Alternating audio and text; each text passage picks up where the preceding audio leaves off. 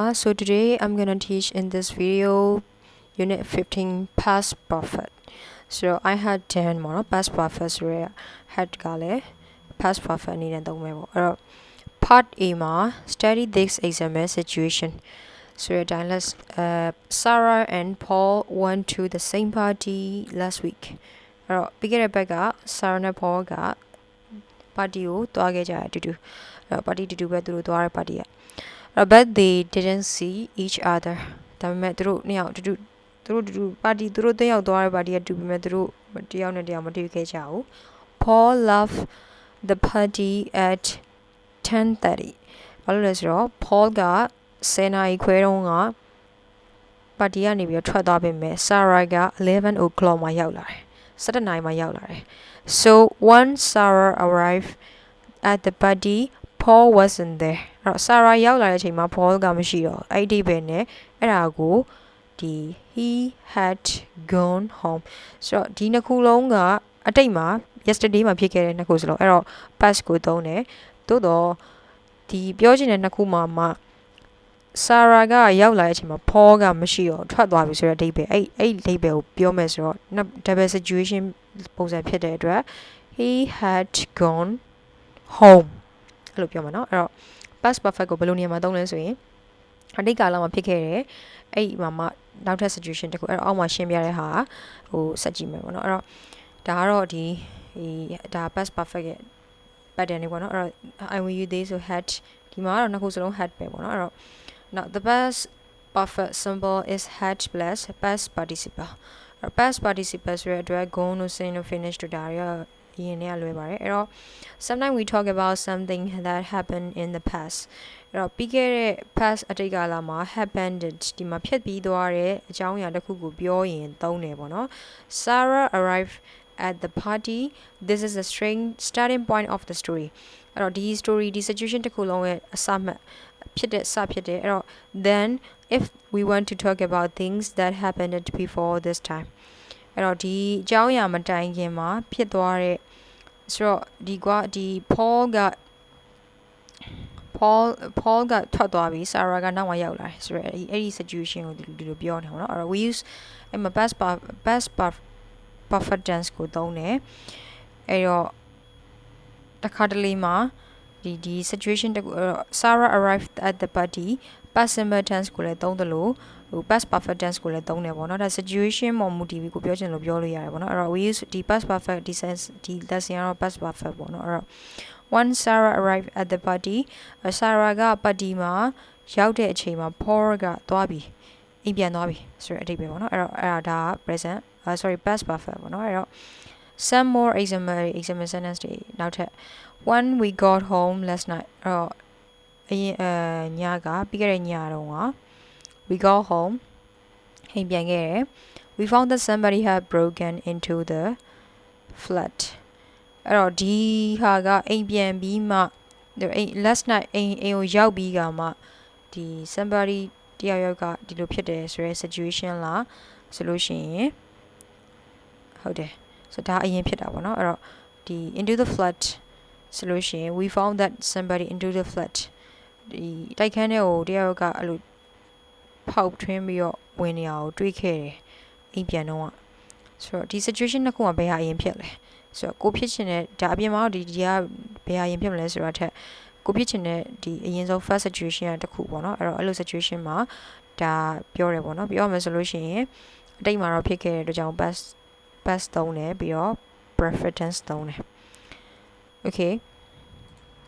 so ဒီအတိတ်ပဲပေါ့နော်ဒီ past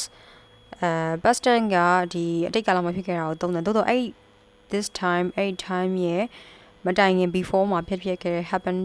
ဖြစ်သွားတဲ့ situation ကိုကျတော့ past perfect ကိုသုံးတယ် so ဘာလို့ဒီအိမ်ဒီ flat ကို broken ဖြစ်နေတာ flat ကတယောက်ဖောက်ထားလို့ဖောက်ပြီးသွားတဲ့အခြေအနေတခု summary တယောက်စုံတယောက်ကတော့ဝင်ဖောက်ထားတဲ့သူတို့အိမ်ပြန်လာတဲ့အချိန်မှာအဲ့တော့ဒီဟာအရင်ဖြစ်သွားတယ်သူတို့ကနောက်မှရောက်လာတယ်ဆိုတော့အဲ့ဒီ situation သုံးတဲ့အခါမှာဒါကအရင်ဖြစ်သွားတဲ့အတွက်ဒါဒီလိုမျိုးbefore situation ကိုကျတော့ဒီ before this time ပေါ့နော်သူတို့အိမ်ပြန်ရောက်တဲ့အချိန်မတိုင်ခင်အကြောင်းကို past perfect သုံးပြီးတော့ဒီအတိတ်မှာဖြစ်ခဲ့တဲ့ရိုးရိုးပုံမှန်အကြောင်းအရာတစ်ခုကိုကျတော့ last night ဆိုပြီးတော့ဒီမှာ past simple tense ကိုသုံးတယ်အဲ့တော့နောက်တစ်ကြောင်းက Karen didn't come to the cinema with us အဲ့တော့ Karen က cinema ကိုရုပ်ရှင်ကိုငါတို့နဲ့အတူတူမလိုက်ခဲ့ဘူး she had already seen the movie ဘာလို့လဲသူကဒီရုပ်ရှင်ကိုကြည့်ပြီးသားမဟုတ်လို့သူရင်ကြည့်ပြီးသားမဟုတ်လို့သူတို့နဲ့ဒီလူတွေနဲ့ငါတို့နဲ့မလိုက်ခဲ့တာဆိုတဲ့အဓိပ္ပာယ်ပေါ့နော်အဲ့တော့ဒါဒီ before this time ဖြစ်ပြီးတော့ before this time မှာဒီသူတို့ cinema ကူးမှာသွားမှာအဲ့ဒီ situation တစ်ခုရဲ့အရှိမှာသူတို့က before this time မှာ happen ဖြစ်သွားပြီးတော့ past perfect သုံးခဲ့တယ်ဒီမှာကျတော့ past simple ပဲသုံးတယ်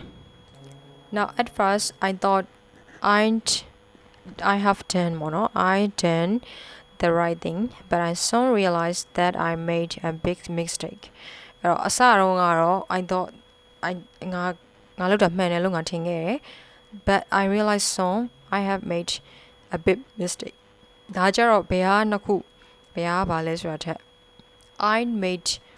sorry ဒီအတိတ်ပဲကဒီနှစ်ခုစလုံးက ဒီမှာ I thought solution သူကဒီသူလုပ်ခဲ့တာဒီလုပ်ခဲ့တာအရင်ပေါ့နော်အဲ့တော့ right thing ဖြစ်ဖြစ် big mistake ဖြစ်ဖြစ်လုပ်ခဲ့တာအရင်ပြီးတော့တွေးနေတာနောက်မှာဆိုတော့ဒီနေရာမှာ past simple သုံးပြီးဒီမှာ present past perfect သုံးတယ်နောက် realize ဖြစ်တာနောက်မှာဆိုတော့အဲ့ဒါ past simple သုံးပြီးတော့ဒီမှာ big mistake ကိုအရင်လုပ်တာကအရင်ဆိုတော့ past perfect ကိုသုံးတယ်the people sitting next to me on the plane were nervous အဲ့တော့ငါဘေးမှာထိုင်နေတဲ့သူတွေကလေယာဉ်ပေါ်မှာငါဘေးမှာထိုင်နေတဲ့သူတွေက nervous ဖြစ်နေတယ်စိတ်လှုပ်ရှားနေတယ် they hadn't flown before သူတို့ဒီမတိုင်ခင်တော့ဒါပထမဆုံးလေယာဉ်စီးဘူးတာမဟုတ်လို့သူတို့ဒီမတိုင်ခင်တော့လေယာဉ်မစီးဘူးဆိုတဲ့အဓိပ္ပာယ်ပေါ့နော် flown ဆိုတာအဲ့တော့ they hadn't flown before ဒါမှမဟုတ် they never flown before အဲ့ဒါ had ဒီပေါ့နော်အဲ့တော့နောက် number part B ကတော့ compare present perfect အဲ့တော့ present perfect နဲ့ past perfect ကို compare လုပ်မယ် present perfect ဒီ noun ရယ် past ရယ် situation ဒီ noun အထိပဲဆိုတော့ဒီ past နဲ့ noun နဲ့ကြားရဲက situation ကိုပြောတယ်ပေါ့နော် past perfect ကကျတော့အဲ့ဒီ noun ကတတ်ကြီးအဲ့ဒီ noun ကအတိတ်ကာလမှာ past အဲ့ဒီ past ရဲ့အရှိကအပိုင်းပေါ့နော်အဲ့တော့ဒီလိုမျိုးလေးပြရင်လုံးဝရှင်းသွားလိမ့်မယ်ဒီမျိုးစာကြောင်းတွေမှာလည်းဒီလိုမျိုးပဲဒီအရင်ကြည့်ခဲ့ပို့စီပြင်ပေါ့နော်အဲ့တော့ okay အဲ့တော့ who is that woman ဒီမျိုးသမီးကဘာတူလဲ I've never seen her before အဲ့တော့ဒီသူ့ကိုမြင်မှု before အရင်တော့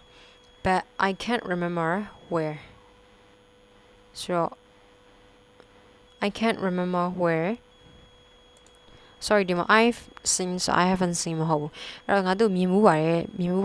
ဘယ်နေရာမှာလဲဆိုတာကိုမမှတ်မိတော့ဆိုတဲ့အဓိပ္ပာယ်ပေါ့နော်အဲ့တော့ okay အဲ့တော့ I wasn't sure who she was I'd seen her before but I couldn't remember where ဒီမှာကျတော့သူမဘာတူလဲဆိုတာမသိချခဲ့ဘူးအဲ့တော့ I'd seen her before အရင်တော့တွေ့ခဲ့တယ် but I couldn't remember where ဘယ်မှာတွေ့ခဲ့ရလဲမမှတ်မိတော့ဆိုတော့เนาะအဲ့တော့ past နှစ်ခုဖြစ်တယ်ဒီမှာဒီ past ကဒီကာလမှာဆိုတော့ past ဆိုတော့ဒီမှာ was ရှိသွားပြီးတော့အဲ့ဒီ past ကအရှိမှာသူအခုဒီချိန်မှာသူတွေးနေပြီဒီမှာတွေ့ခဲ့ပြီးဆိုတဲ့အတွက်ကြောင့်ဒီမှာ present past perfect ကိုသုံးတယ် we aren't hungry ငါတို့ဘိုင်းမစားသေးဘူး we have just had lunch အဲ့တော့ဒီမှာဒါရှင်းတယ်အခုဘိုင်းမစားဘူးအရင်တုန်းကစားခဲ့ပြီးနေ့လည်စာစားခဲ့ပြီးဆိုတော့ဒီမှာ past ကစားခဲ့ပြီးဒီမှာကျတော့ we were hungry ငါတို့ဘိုင်းမစားဘူး we had just had lunch ဆိုတော့ဒီကကျတော့ဒီမှာအတိတ်မှာပဲဖြစ်ခဲ့တယ်ဘာလို့ past perfect ကိုသုံးလဲဆိုတော့အတိတ်မှာပဲသူတို့ weren't ဆိုတဲ့အတိတ်ပဲကြောင်းဒီမှာ aren't ဒီမှာကျတော့ we were not အဲ့တော့အတိတ်မှာဖြစ်ခဲ့တယ်ဒါကြောင့်မို့အဲ့အတိတ်ကအရှိမှာသူကစားခဲ့တာမဟုတ်လို့တရားကိုပြောတာ the house is dirty they haven't cleaned it for weeks အဲ့တော့ဒီအိမ်ကညစ်ပတ်နေရယ်တန်ရှင်းကို they haven't cleaned it for weeks ဆိုတော့ဘယ်နှပတ်တောင်ရှိပြီလဲတော့မသိဘူးเนาะအပတ်နှစ်ရက်တစ်ပတ်ဒီကြာပြီတန်ရှင်းမလုပ်တာဆိုတော့အခုချိန်အထိပေါ့နော်အဲ့တော့ past ကနေအခုချိန်အထိဒီမှာကျတော့ the house was dirty was လို့ပြောရဲအဲ့တော့ was ဆိုတော့ဒီကြပါဒီ past ကလာမှာအဲ့ဒီမှာ they hadn't cleaned it for weeks အဲ့တော့တန်ရှင်းမလို့ညစ်ပတ်နေတာပေါ့နော်တန်ရှင်းလို့လိုက်ရင်တန်သွားမယ်ဆိုတဲ့အဓိပ္ပာယ်အဲ့တော့ဒီ past မှာဖြစ်နေတာမှာအဲ့ past က before ကိုပြခြင်း past perfect သုံးတယ်ဒါပဲဒီကအဲ့တော့ compare this past simple loved was etc ဒါမှမဟုတ်လို့ရှိရင် past perfect ပြီးမှ past perfect နဲ့ past simple နဲ့ past perfect ကိုဒီမှာရှင်းမယ်ဒီမှာ present perfect နဲ့ past perfect နဲ့ဒီမှာ past simple နဲ့ past perfect နဲ့အဲ့တော့ past simple tense ဒီ conversation တစ်ခုမှာဆို was Tom there where you arrive အဲ့တော့ when you arrive မင်းရောက်တဲ့ဘယ်အချိန်ရောက်တဲ့အချိန်မှာပေါ့နော်အဲ့တော့ Tom ကရှိသေးလား Tom ရှိလားညီရောက်တော့တွင်ရှိလားအဲ့လိုမျိုးမေးအောင်နော်အဲ့တော့ရောက်တော့အခါတွင်ရှိလားဆိုတော့ Tom ကအဲ့ဒီအချိန်မှာ yes but he left soon afterwards သူရှိသေးတယ်ဒါပေမဲ့အဲ့ဒါ afterwards ပြီးတော့တိတ်မကြောက်သွားတာပဲဆိုတဲ့အဓိပ္ပာယ်ဒါဟာဒီ past simple ရိုးရိုးလေးပဲသုံးပြီးတော့မေးသွားတာသို့တော့ဒီဘက်မှာကျတော့ past perfect က was Tom there when you arrive မင်းရောက်တဲ့ချိန်မှာ Tom ရှိလားမေးတဲ့ချိန်မှာအဲ့ဒီအဓိပ္ပာယ်နှစ်ခုကိုပဲတစ်ခါတည်း no he had already left ဆိုတော့သွားပြီထွက်သွားပြီမရှိတော့ဒီမှာရှိသေးတယ်ပြီးမှထွက်သွားတာဒီမှာကျတော့သွားပြီဆိုတဲ့အဓိပ္ပာယ်အဲ့တော့ past နှစ်ခုစလုံးမှာဖြစ်နေတာတိုးတော့အဲ့ဒီ past ကသူရောက်တဲ့ရှေ့မှာထွက်သွားပြီဆိုတော့ပထမဒီပါတီမှာလိုပဲလေအဲ့လိုအဓိပ္ပာယ်ပဲဆိုတော့အဲ့လို okay now Kate wasn't at home when I phoned အဲ့တော့ Kate ကအိမ်မှာမရှိဘူး when I phoned သူ့ကိုဖုန်းဆက်တဲ့အချိန်မှာ she was at her mother house သူမရဲ့အမေအိမ်မှာတော့ was နဲ့ဒါ simple past ဒီမှာ Kate had just got home when I phoned အဲ့တော့ဖုန်းဆက်လိုက်တဲ့အချိန်မှာသူအိမ်ရောက်ပြီ he အိမ်ရောက်ခဲ့ပြီပေါ့နော်အဲ့တော့ had ဆိုတာဒါတိတ်ကလာမှဖြစ်နေတာအဲ့တော့ she had been at her mother house အဲ့ဒီဖုန်းမဆက်ခင်မတိုင်ခင်နဲ့သူမရဲ့အိမ်ကိုရောက်နေတဲ့အချိန်သဘောကိုပြောအဲ့တော့ဒီသင်ခန်းစာရဲ့ past perfect ကတော့အတိတ်ကအကြောင်းအရာကိုပြောတယ်သို့တော့အဲ့အကြောင်းအရာ situation တစ်ခုရဲ့အရှိရဟာကိုသုံးညင်ရင်ပြောချင်ရင် past perfect ကိုသုံးပါတယ်အဲ့တော့ unit 15ရဲ့ lesson ကတော့ဒီထိပါပဲအဲ့တော့ exercise ကိုနောက်ထပ်ဗီဒီယိုမှာကြည့်ပါ